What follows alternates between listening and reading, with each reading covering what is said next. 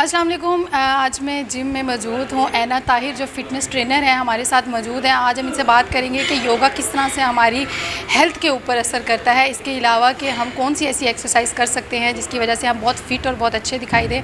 आजकल social media का दौर है, उसके अलावा इतनी मसरूफियत बढ़ गई है जिसकी वजह से हम अपनी सेहत का ख्याल नहीं कर रहे हैं। तो इन्हीं टॉपिक्स पर हम बात करने के लिए ऐना ताहिर से पूछेंगे कि वो कौन कौन सी एक्सरसाइज है जो हमारी बॉडी के लिए बहुत अच्छी और फ़ायदेमंद है। सबसे पहले तो थैंक यू। अस्सलाम वालेकुम, कैसी हैं आप? ठीक, शुक्र अल्लाह का, आप सुनाएं। अल्लाह का शुक्र। अच्छा ऐना, पहले तो ये बताइए कि योगा क्या है और किस तरह से हमारी सेहत पे असर करता है? योगा एक बहुत अच्छा है।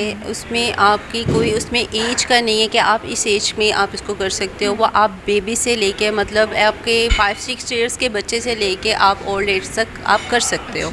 उसकी जस्ट ट्रेनिंग है अगर आप लें, और वो इतना अच्छा है आपकी ओवरऑल बॉडी के लिए। आपको बहुत सारी बीमारियों से दूर रखता है और उसमें आपको कोई एफ़र्ट इतना भी नहीं करना पड़ता कि स्पेशली जिम जाना पड़ता है। बस ये है कि आप उसकी कुछ क्लासेस आप ले लें, उसमें आपको हाउ ना उसका पता चल जाएगा कि आपने किस तरह से करना है। और योगा का फर्स्ट स्टेप जो है वो हम रिकमेंड जो करते हैं ज़्यादा से ज़्यादा ब्रीदिंग करना।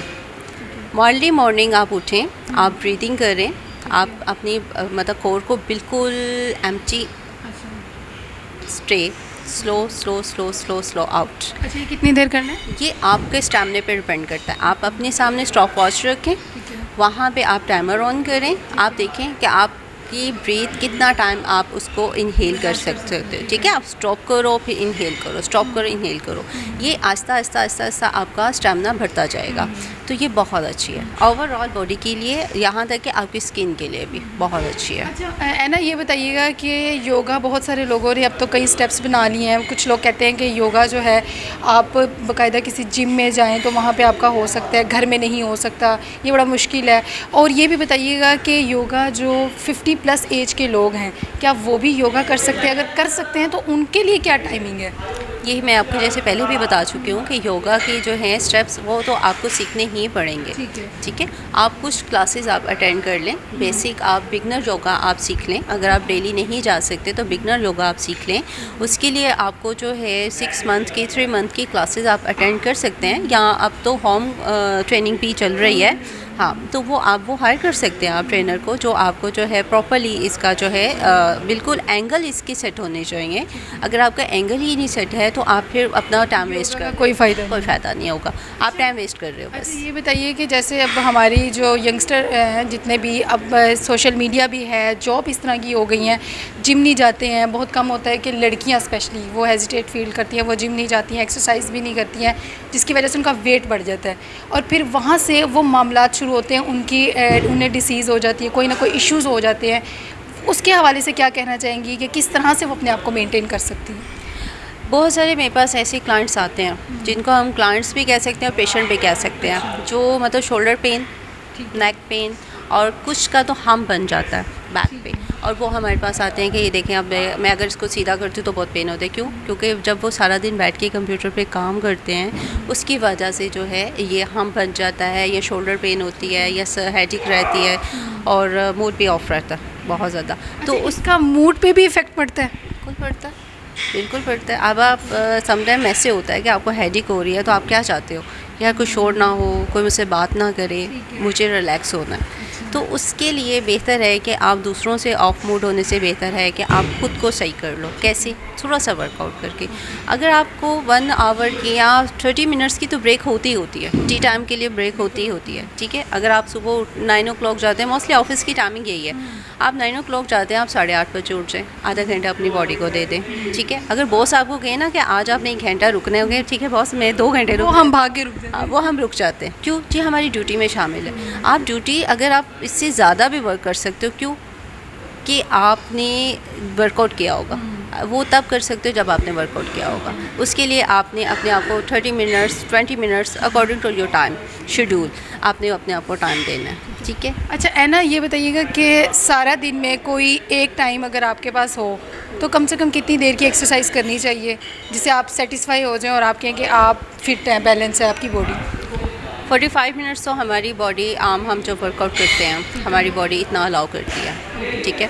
उसके बाद हमें अपनी बॉडी में थकन फील शुरू हो जाती है, थकावट फील शुरू होती है, समटाइम बॉडी में शिवरिंग भी फील शुरू हो जाती है।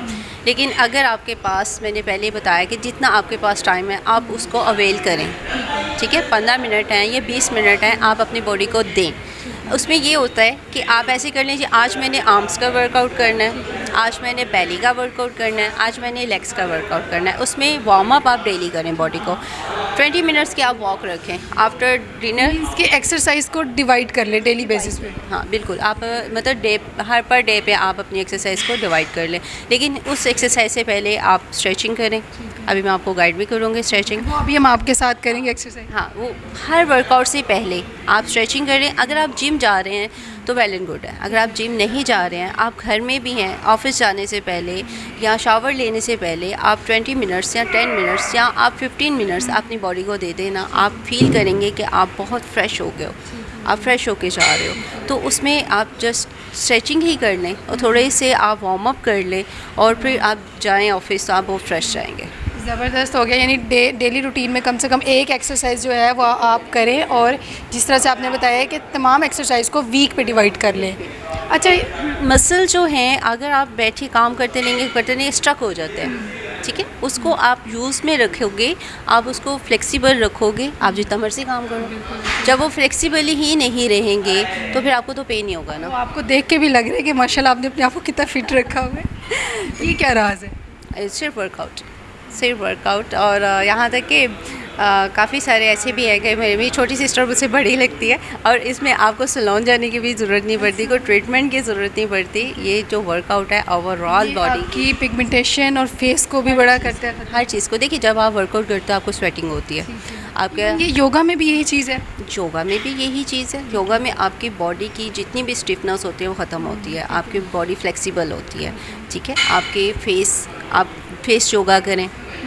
फेस योगा में आपको किसी भी किस्म का वो किस तरह से हो, वो भी हम आपको गाइड कर देंगे। आज हम आपसे ये करवाते हैं। अच्छा, ये बताइएगा कि आजकल ऑनलाइन बहुत सारी मेडिसिन आ गई हैं, स्पेशली वेट कम करने की, और इसमें आप देख लें कि मसल्स तो मेल कर सकते हैं, फ़ीमेल भी अब ट्रेंड चल गया है। मैं ये नहीं कहती कि इसको आप डिनाई आप नहीं कर सकते, लेकिन कैसे मैनेज कर सकते हैं चीज़ों को कि आप ऑनलाइन जब कोई चीज़ बाय करें तो क्या किसी ट्रेनर से पूछना चाहिए, पूछ के चीज़ यूज़ करनी चाहिए, या फिर जब उसके साइड इफ़ेक्ट होते हैं तो क्या रिज़ल्ट निकलते हैं? देखिए, अब एक आप पैनाडोल भी लेते हैं ना तो उसका भी साइड इफ़ेक्ट है, बिल्कुल, ठीक है। जबकि हमारे पाकिस्तान में ये कैंडी की तरह यूज़ की जाती है। सर दुख रहा है, पैनाडोल। जितना आप मेडिसिन को अवॉइड कर सकते हैं आप करें, ठीक है। अगर आप नहीं कर सकते तो उसके जो रूल्स है उसको फॉलो करें। उसके ऊपर जो उन्होंने उसके रूल्स मेंशन किए हुए हैं, जो रिटन में उन्होंने आपको बताया हुआ, प्लीज़ वो पढ़ें, ना कि आप दूसरों का सुन के। अगर मैंने कोई सप्लीमेंट चूज़ किया है, अगर मुझे वो सूट कर गया, ये ज़रूरी नहीं कि वो आपको भी सूट कर जाएगा, ठीक है। उसके लिए आपने अपने डॉक्टर से ज़रूर रब्ता करना है, अपने डॉक्टर से पूरी अपनी बॉडी की हिस्ट्री देनी है, अपने ट्रेनर को भी। उसके बाद आपको कोई बीपी का इशू ना हो, आपको हार्ट का इशू ना हो, क्योंकि ये मेडिसिन बहुत अच्छी होती हैं, अफेक्ट करती हैं, लेकिन इसके अगर आप रूल्स के मुताबिक पहले आपको सारे टेस्ट करवाने पड़ते हैं ये सप्लीमेंट खाने से। बिल्कुल आपको, और मैं ट्रेनर को भी यही सजेस्ट करूँगी कि उनको जब अपने क्लाइंट्स को दें कोई भी सप्लीमेंट्स, तो उसमें आप उनके सारा पहले मेडिकल हिस्ट्री को देखें, उसके बाद आप उसको दें। क्योंकि आपके पास कभी कोई इस तरह की फ़ीमेल, मेल तो फिर भी कहीं ना कहीं वो एडजस्ट हो जाते हैं, फ़ीमेल इस तरह की आती हैं जिन्होंने अपने आप को बिल्कुल ही बेड़ा गर्क किया हो, और या तो सप्लीमेंट कुछ ज़्यादा ही खा लेती हैं, इशू फेस उन्हें करने पड़ जाते हैं, या कहती हैं कि हमें कुछ समझ ही नहीं आ रही हम क्या करें। तो कितना टाइम लेती हैं आप उनको ठीक करने में, क्या करती हैं? मैंने अपनी लाइफ में एक केस ऐसा देखा है कि जो मेरे पास एक क्लाइंट आई थी, उन्होंने फुल स्लीव वेयर किए हुए थे, तो जिम ही मेरे पास आई थी और मुझे कहती हैं कि मैंने मतलब ज्वाइन करना है। हम सबसे पूछते हैं कि अभी क्यों करना चाहते हैं, किसी की शादी होती है तो या कुछ इस चीज़ को मान लेते हैं कि यार नहीं मुझे फ़िट रहना चाहिए, मुझे जिम ज्वाइन करना पड़ता है। तो उसके लिए जो है मैंने उनसे पूछा, तो जब मैंने उनकी हिस्ट्री ली ना, तो उन्होंने कहा कि मैंने ना वर्कआउट किया और मैं स्लिम हो गई। मैं कहा बिल्कुल आप स्लिम हैं। तो कहती मैंने फ़ैट बर्नर भी यूज़ किए, मैं स्लिम तो हो गई हूँ, लेकिन जब उन्होंने अपनी स्किन दिखाई तो ऐसे गिर गई और मैं शॉक्ड हो गई। मैंने कहा ये क्या हुआ? कहती हैं मैंने जब फ़ैट बर्नर खाया है और वो फ़ैट तो निकल गया, लेकिन स्किन जो है वो डेड हो गई, वो लूज़ हो गई। अब ये क्या क्या क्या गलती की उन्होंने यहाँ पे। अब फिर वो कुछ लोग ये हो सकता है सुन के डर भी जाएं, डरना भी चाहिए। उन्होंने यहाँ पे ये गलती की कि उन्होंने ऑनलाइन देखा, उसको ऑर्डर किया, खाया, ऑनलाइन ट्रेनिंग की, डाइट की, वो स्लिम हो गई, लेकिन उन्होंने अपनी स्किन को टाइट नहीं किया। उसके लिए हम वेट ट्रेनिंग करते हैं, उसके लिए हम कार्डियो करते हैं, उसके लिए हम योगा करते हैं। योगा से भी आपकी स्किन टाइट होती है, ठीक है। उसके लिए हम प्रॉपरली वर्कआउट करते हैं। वो आजकल वैसे भी तो हर जगह जिम बन गए हैं और हर कोई ट्रेनर बना हुआ है। जैसे अब आपका एक एक्सपीरियंस है और आप इतने अरसे से कर रही हैं, हर कोई इस तरह का ट्रेनर है भी नहीं। अब इस वजह से भी बहुत सारे मसले हो रहे हैं फ़ीमेल्स को कि वो मेडिसिन या कोई सप्लीमेंट यूज़ करती हैं, जिसकी वजह से उनको ये जो मामलात हैं ये फ़ेस करने पड़ रहे हैं। ट्रेनर को क्या मैसेज देना चाहेंगी जो मुँह उठाकर बन जाते हैं और जो क्लाइंट हैं उनको ख़राब करते हैं, उनकी हेल्थ के लिए बड़े नुकसानदेह होते हैं? देखिए, ट्रेनर तो बनते हैं ना, अपनी जॉब के लिए बन जाते हैं, लेकिन जो हायर करते हैं ये तो उनको चाहिए कि उनके सारे डॉक्यूमेंट्स चेक किए जाए कि उन्होंने कहाँ से स्टडी किया है इसको, क्या वो कितनी उनको नॉलेज है, इसलिए प्रॉपरली उनका टेस्ट लेके फिर ही उनको हायर करना चाहिए। बहुत ही खूबसूरत बात की है। और अभी हम आपके साथ एक्सरसाइज भी करेंगे, देखेंगे कि ऐना कौन सी एक्सरसाइज बता रही हैं जो डेली बेसिस पे करनी भी चाहिए, और इनकी एक्सरसाइज भी देखेंगे। लेकिन मैं यहाँ पे एक चीज़ पूछना चाहूँगी कि अभी आपने जैसे बताया है कि वो एक्सरसाइज जो हम कर सकते हैं, कोई ऐसा मैसेज जो फ़ीमेल को देना चाहती हैं जो अपनी फ़िटनेस के हवाले से ख्याल रखें और अपनी डाइट का ख्याल रखें?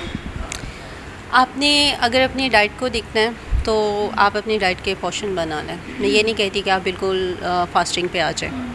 और सबसे अच्छा टिप है कि आपने अगर एक रोटी खाते हो ना, उससे पहले आपने ब्रेकफास्ट में नहीं, लंच से लेके डिनर तक आपने एक सैलड बोल बनाना है।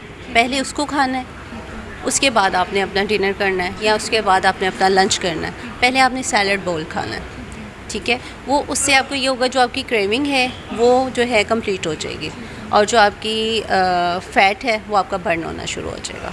ज़बरदस्त, बहुत ही खूबसूरत मैसेज दिया है। आप लोगों को बड़ा अच्छा लगा होगा। इसी के साथ सादे बुखारी को दीजिए इजाज़त। अल्लाह हाफ़िज़।